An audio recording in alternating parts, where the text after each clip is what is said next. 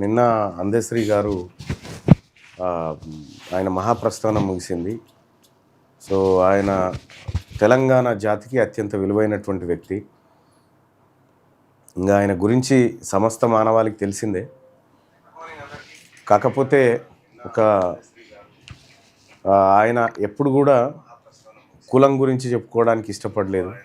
కానీ ఒక మాదిగ కులంలో పుట్టి ఇతరుల దగ్గర పెరిగినటువంటి వ్యక్తి మందశ్రీ గారు. అనేకమైనటువంటి కవితలు ఆయన ద్వారా మనం విన్నాం. 'నిప్పుల వాగు' పుస్తకం మనం ఇక్కడే మార్నింగ్ న్యూస్లో మాట్లాడుకున్నాం నిప్పుల వాగు గురించి.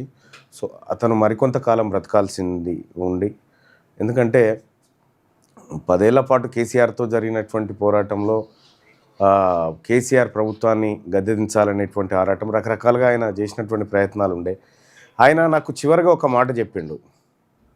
బహుశా ఎక్కడన్నా వీడియోలో కూడా ఉంటుంది అది. వాయిస్ బాగా వస్తలేదా? సో, అక్కడ ఒక మాట ఏం చెప్పిండంటే, మల్లన్న నువ్వు కాలం విసిరిన ఖడ్గానివి, ఈ ఖడ్గం ముందు ఎవడు నిలవలేడు, భవిష్యత్తు అదే, నువ్వు రాసి పెట్టుకో అని చెప్పిండు. కాలం విసిరిన ఖడ్గానివి నువ్వు, ఆ ఖడ్గం ఏ దిశగా నరుక్కొస్తుందో ఎవరికి అర్థం కాదు రేపు రాజకీయ దాంట్లో అని చెప్పి ఆయన చెప్పడం జరిగింది. సో, ఆయనకు నాకు మంచి సాన్నిహిత్యం ఉండే. నిన్న సో చివరిగా అంత్యక్రియలు కూడా పూర్తయిపోయినాయి. దానికి నేను అందరం కూడా హాజరైపోయాను. రైట్గా ఇది అందశ్రీ గారికి సంబంధించినటువంటి అంశం అయితే, ఇక